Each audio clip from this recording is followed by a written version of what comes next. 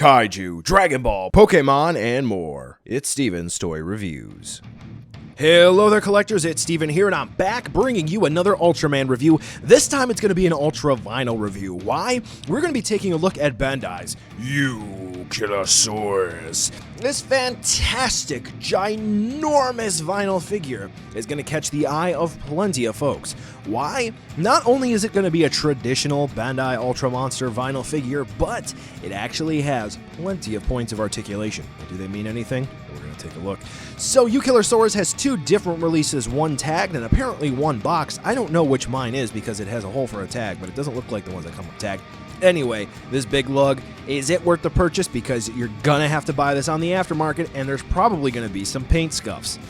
And it's gonna be probably about $100. So let's take a look to see whether or not it's worth adding into your collection. This review is July 2019's Patron's Pick. That's right, every month over on my Patreon, I have a nice poll up, so this way you can pick between 2, sometimes 3 figures, and you can have a vote as to which figure you would like me to review for the month. So thank you to all the patrons who voted in this month's Patron's Pick, and if you're interested in voting in next month's Patron's Pick, which I can say will include another Ultra, head on over to Patreon right now. There should be a card popping up in the top right-hand corner of your screen, and just help out even at the bronze level, and you'll go ahead and get a vote. And, access to some behind-the-scenes stuff and some more pictures, all right? All right, let's go ahead and get on with the review.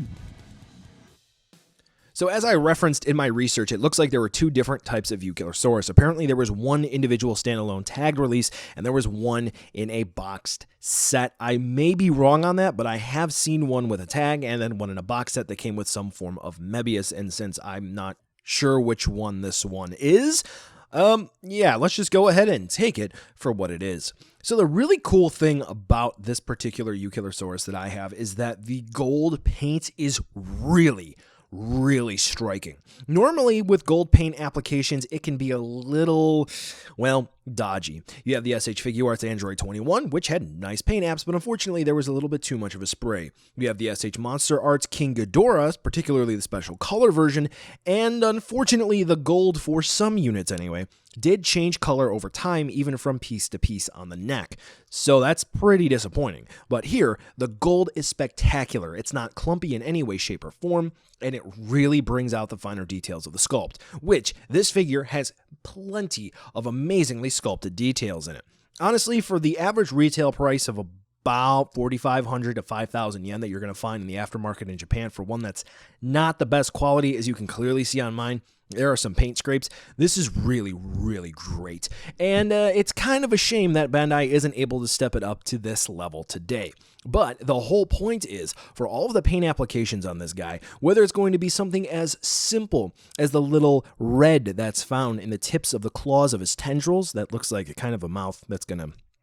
Anyway, I'm going to leave that as it is. Whether it's going to be that red paint, it's going to be the purplish pinkish paint on his sides. You're going to have the little spikes that have red and gold on it. You're going to have those amazing looking eyes. You're going to have those very minute sculpt markings on the chest, which are unique and not thrown away at all. This figure brings everything 100% to the table and leaves no stone unturned. This is definitely one of the figures that Bandai really exceeded well with back in the day, about, a decade and some years ago, and it clearly shows.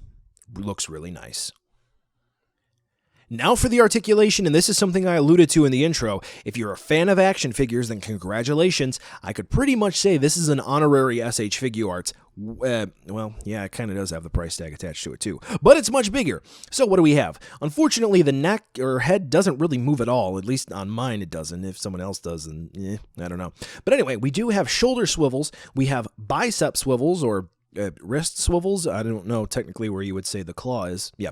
Anyway, we do have hip swivel, so this way you can spin the legs, and then there's a cut at the knee so you can spin those around as well. The tail does swivel around, and for each of the tendrils or tentacles, whatever you would prefer to call them, not only do they spin around at the base, but at the midsection there is another connection point. I don't know if technically they intended this to move, but you can spin it around, and then the claws at the end of each of them have a point of articulation as well. It's going to be a swivel. So that effectively brings us, let's count them all up here, folks, to 21 points of articulation.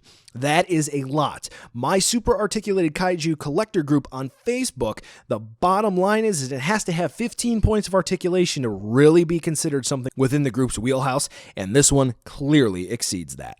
Very, very cool. Normally, for something like accessories for a vinyl, I would talk about the tag or the box that it came with, but unfortunately, since I bought mine secondhand, we're going to move right on over to the size comparison where you can see exactly how big this one is, and it is pretty bulky. Now, it's obviously going to look pretty dang all right with your Ultra Vinyl monsters from Bandai, which are going to be pretty cool. Ultra X, yeah, it pretty much blends in well. You saw the picture with Mebius, and you can see here with Golza, but where I think this really, really does well, at least for a fantasy element, is with the SH Figuarts Ultraman releases. This is a really great sizing, I think, because U-Killersaurus definitely has a bulky, beastie attitude to it, and I think this blends in well. So overall, yeah, this is a pretty big vinyl figure. So, buy now, skip, or wait for a deal. Got to be honest with you here, folks. I was eyeing this one for quite some time, and I've actually had this one for about a year and a half, just never reviewed it. Do you want more Ultraman reviews? Get this one some views, and drop some comments down below. Anyway, taking a look to find one of these on the market, I paid about 5,000 yen before I think it was 3,500 shipping and handling because it's a huge box from Mandarake. Now, in ordering it from Mandarake, they also had pictures of all of the ones that I was interested in. This one was 5,000 because there are a whole bunch of paint scrapes to it. If you wanted something that was closer to, well, mint in sealed box, so to speak, with no paint damage to it and no warping, because do keep in mind, mine kind of leans like Bill Clinton. That's to the left, kids. Learn your politics.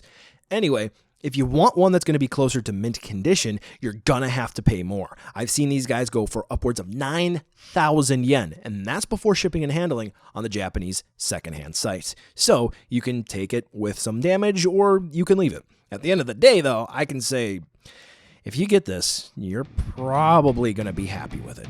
Just try not to overspend.